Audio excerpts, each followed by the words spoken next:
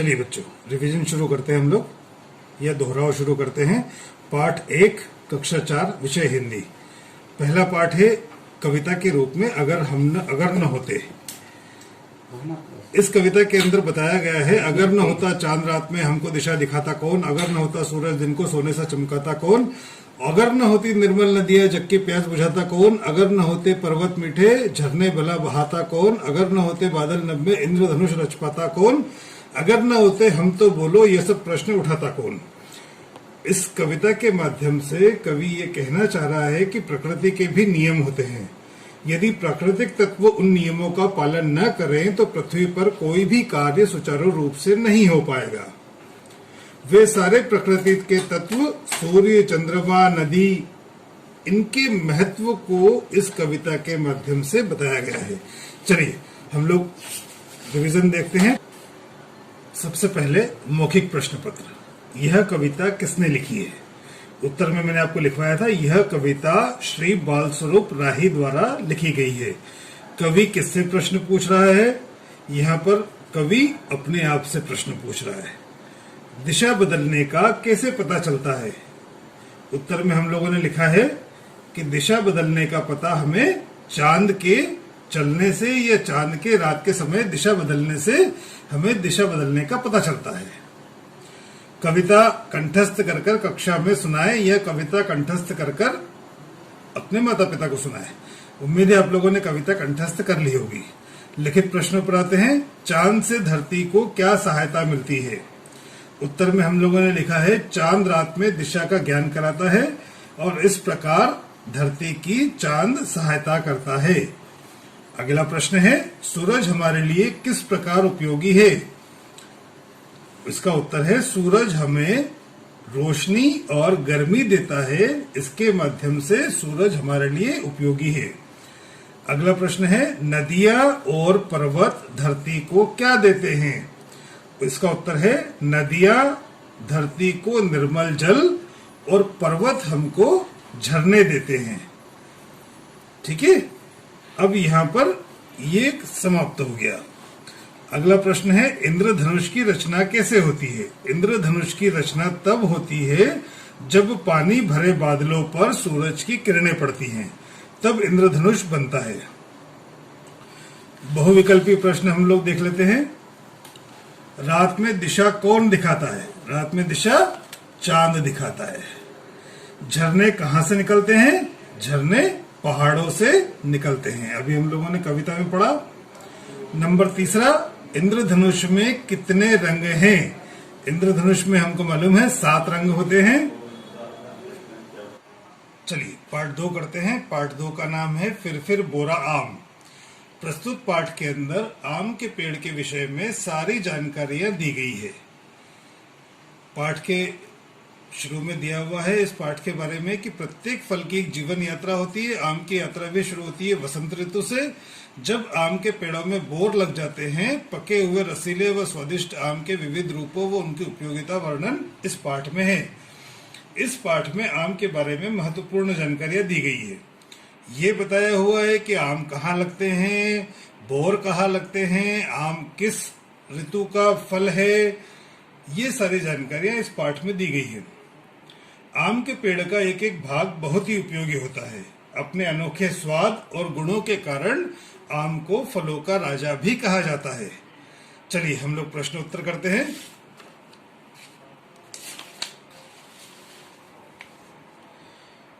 मौखिक प्रश्न।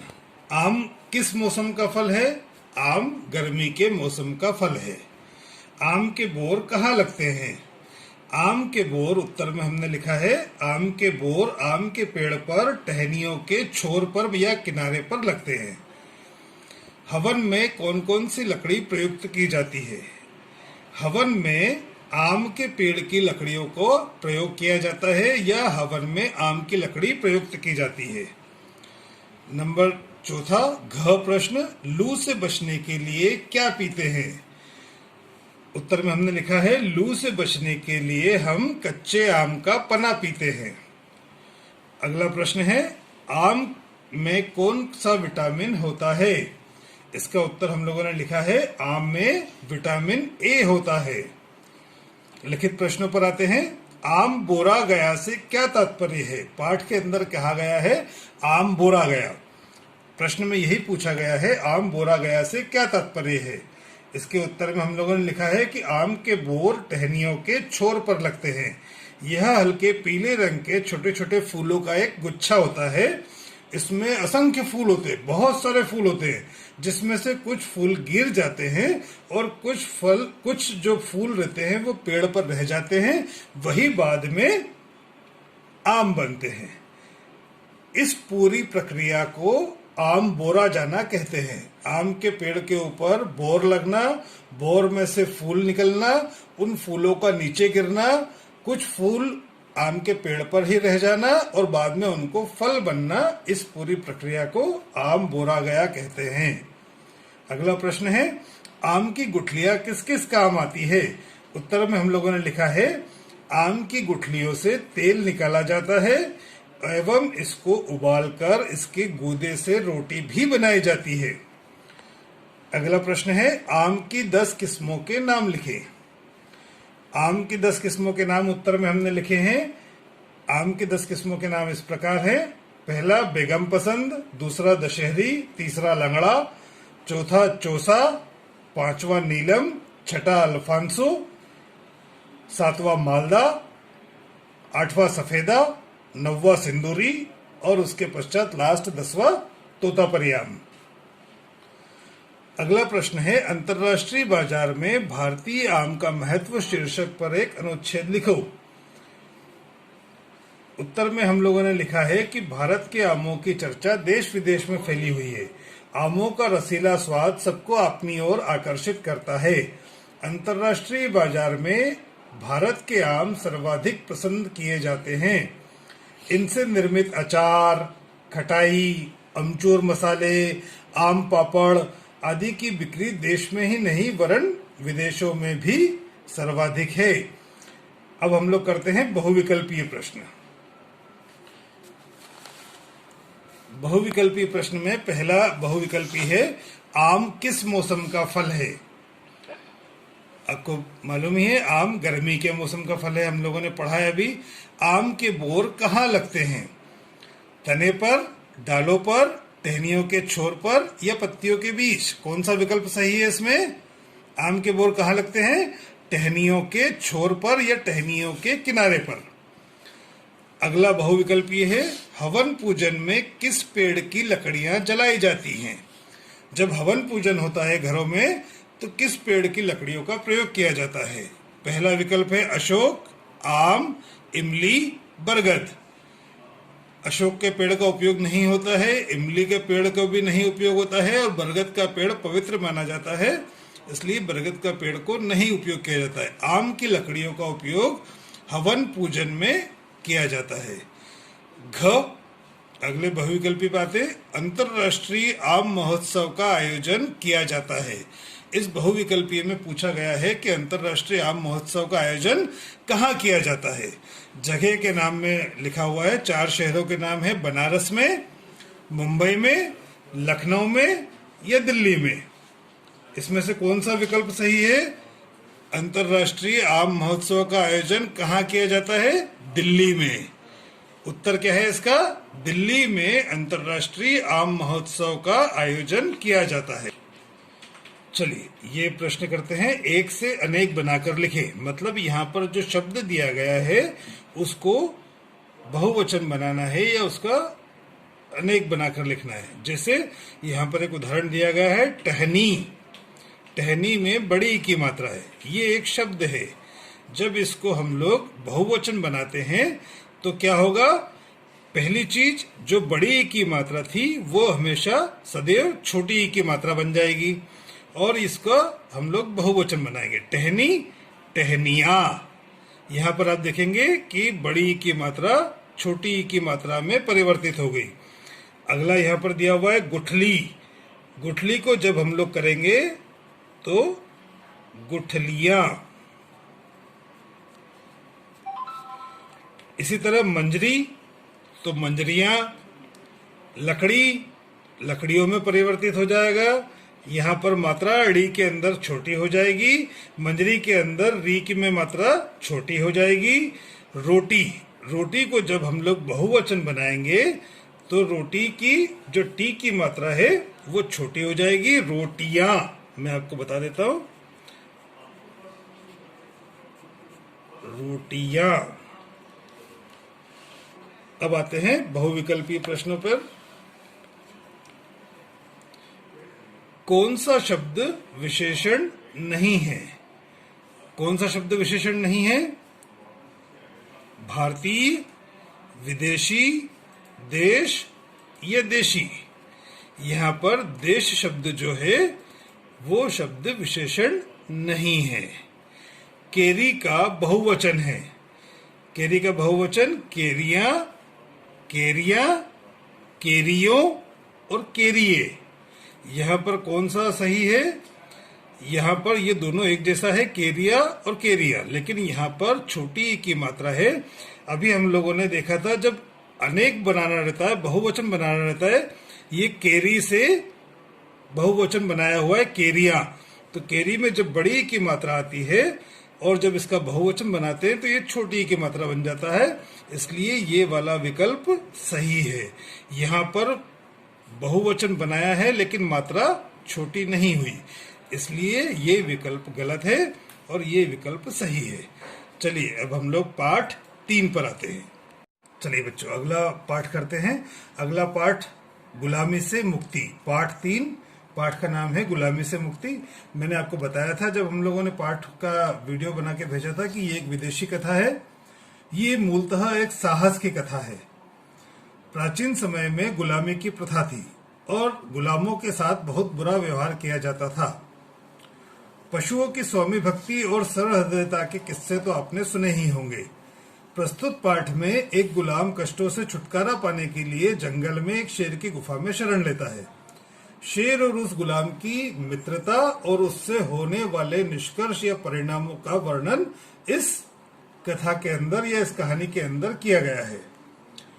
पाठ का उद्देश्य ये भी है कि बच्चों के मन में जानवरों के लिए प्रेम जागृत करना, सच्ची मित्रता निभाने की शिक्षा देना, जानवर भी कभी उपकार को नहीं भूलते इस बात से अवगत कराना और परोपकारी बनने के लिए प्रेरित करना, या दूसरों पे उपकार करने के लिए या सरल हृदय बनने के लिए या उदार हृदय का बनने के लिए प्रेरित करना, और ये बताना कि क्या अगर आपने भलाई का कोई कार्य किया है तो वो कार्य अंत में सदैव अच्छे परिणाम ही देता है, इस पाठ के अंदर बताया गया है।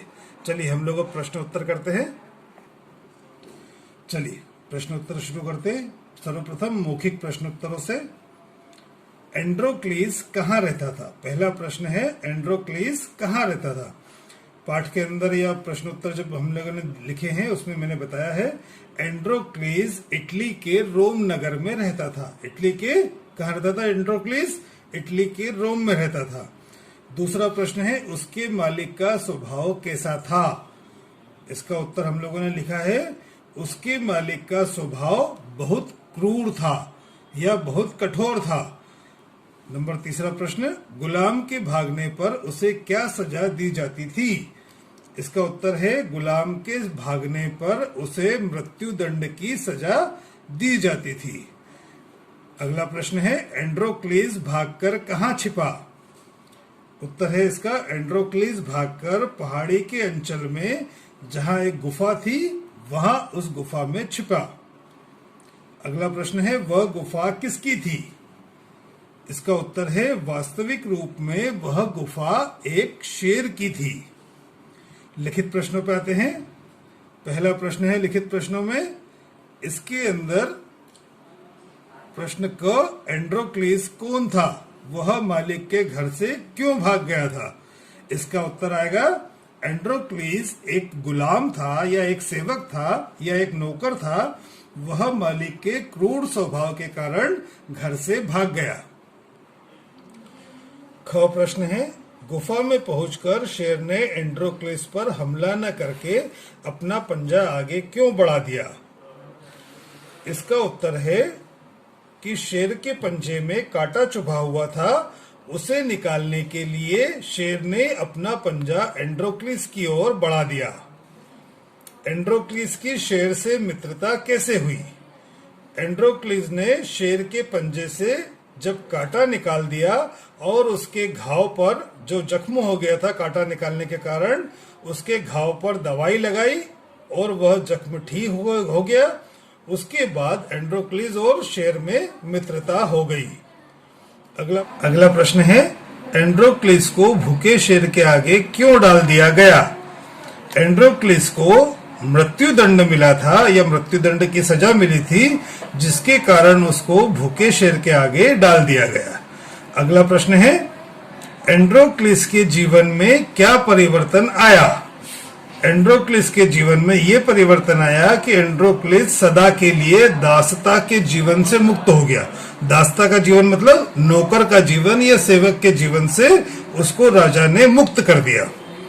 अब हम लोग आते हैं बहुविकल्पीय प्रश्नों पर। एंड्रोक्लीज के बहुविकल्पीय प्रश्न यहाँ पर दिए हुए हैं। इसमें पहला है क, एंड्रोक्लीज के मालिक का स्वभाव कैसा था? मालिक का स्वभाव था कैसा? एंड्रोक्लीज के यहाँ विकल्प दिए हुए हैं, दयालु, क्रूर, अन्यायी और क्रोधी। प्रश्न उत्तर के अंदर भी हम लोगों ने पढ़ा है और पाठ में भी पढ़ा है। एंड्रोक्लीज के मालिक का स्वभाव कैसा था? क्रूर। कैसा था एंड्रोक्लीज के मालिक का स्वभाव? क्रूर था। शेर के पंजे में चुभा था। यहाँ पर पूछना चाह रहे हैं कि शेर के पंजे में क्या चुभा था? पत्थर, तिनका, कांटा या शीशे का टुकड़ा? क्या चुभा था शेर के पंजे में? कांटा। कांटा सही उत्तर है, सही विकल्प कांटा है। वो कांटा शेर के पैर में से, पंजे में से एंड्रोक्लीज ने निकाल दिया था, जिसके बाद शेर और एंड्रोक्लीज की मित्रता हो गई थी। अगला बहुविकल्पी है, शेर को देखकर एंड्रोक्लीज क्या हुआ? पहला विकल्प पे डर गया, दूसरा विकल्प पे चौंक उठा, तीसरा विकल्प पे दुखी हुआ और चौथा विकल्प पे भाग गया। क्या हुआ? शेर को देखकर एंड्रोक्लीज चौंक उठा। ये सही विकल्प है, शेर को देखकर एंड्रोक्लीज चौंक उठा। अगला, एंड्रोक्लीज को मारने के लिए लाया गया। एंड्रोक्लीज को मारने के लिए कहाँ लाया गया? इन्होंने जगहों के नाम दिए हुए हैं। जगह के मैदान में लाया गया, बाग में लाया गया, जंगल में लाया गया, अखाड़े में लाया गया। एंड्रोक्लीज को मारने के लिए कहाँ लाया गया था?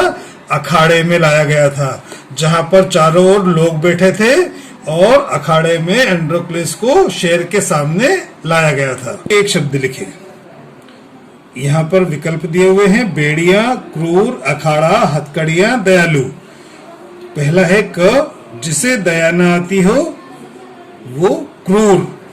एंड्रोक्लीज का मालिक कैसा स्वभाव का था? क्रूर स्वभाव का। जिसे दया न आती हो वो क्रूर, जिसे दया आती हो वो दयालु, जैसे एंड्रोक्लीज। शेर के पंजे से कांटा निकालकर एंड्रोक्लीज ने अपनी दयालु स्वभाव का परिचय दिया था। कुश्ती लड़ने का स्थान अखाड़ा। हाथों में बांधने वाली जंजीर क्या कहते हैं उसको? हथकड़ियां। पैरों में बांधने वाली जंजीर बेड़ियां। करो स्टार्ट। हाँ, चलिए विलोम शब्द करेंगे। यहाँ पर विलोम शब्द क्या होते हैं? विपरीत अर्थ देने वाले शब्दों को विलोम शब्द कहते हैं, या विपरीत अर्थ देने वाले शब्दों को विपरीतार्थक शब्द भी कहा जाता है।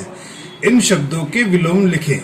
मालिक, यहाँ पर क्या आएगा? मालिक का विलोम शब्द नौकर। आपने अपनी कॉपियां कंप्लीट कर ली होगी तो उसमें आपने लिखा होगा। क्रूर, क्रूर का दयालु। गुलामी, आजादी। सुखी, दुखी। मृत्यु, जन्म या जीवन।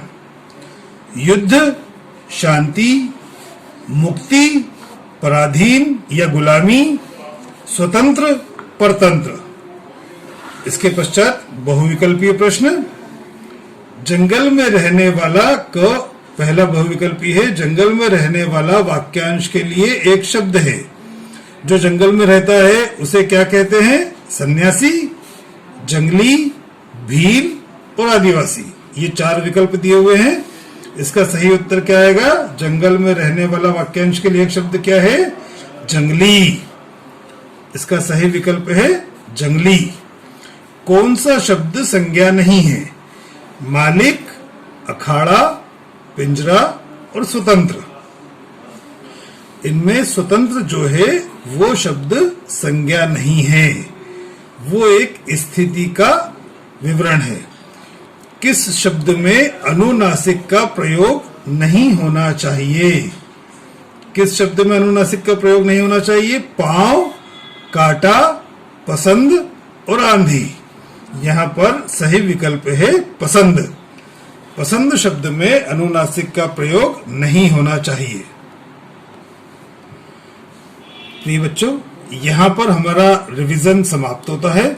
पहले पार्ट से लेके पार्ट 3 तक के हम लोगों ने मौखिक प्रश्न, लिखित प्रश्न, विलोम शब्द, बहुविकल्पी, मैच द फॉलोइंग या सही जोड़ी मिलाएं, इन सब का दोहराव हम लोगों ने इस वीडियो के अंदर कर लिया है।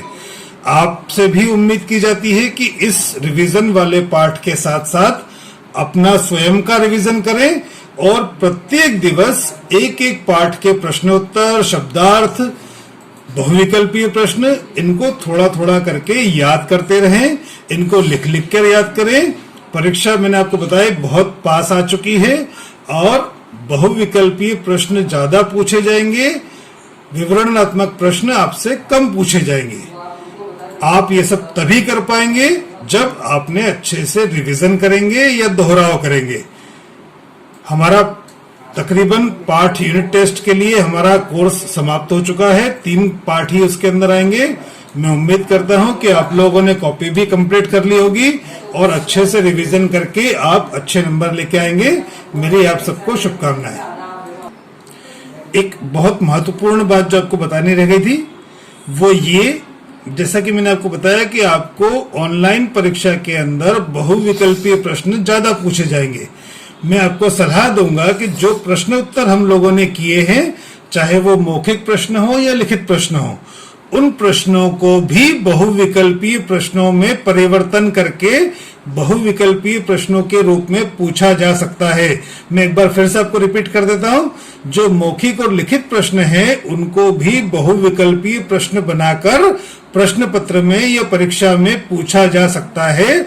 इसलिए तैयारी आप इस हिसाब से करें कि यदि प्रश्नोत्तर के रूप में उसका उत्तर लिखना पड़े तो भी लिख लें, या प्रश्न उत्तर को यदि बहुविकल्पीय प्रश्न के रूप में आपको देना पड़े या उसका उत्तर देना पड़े तो भी आप बहुविकल्पीय प्रश्नों के रूप में भी उन प्रश्नोत्तरों का उत्तर दे सके, ऐसी तैयारी रखिएगा।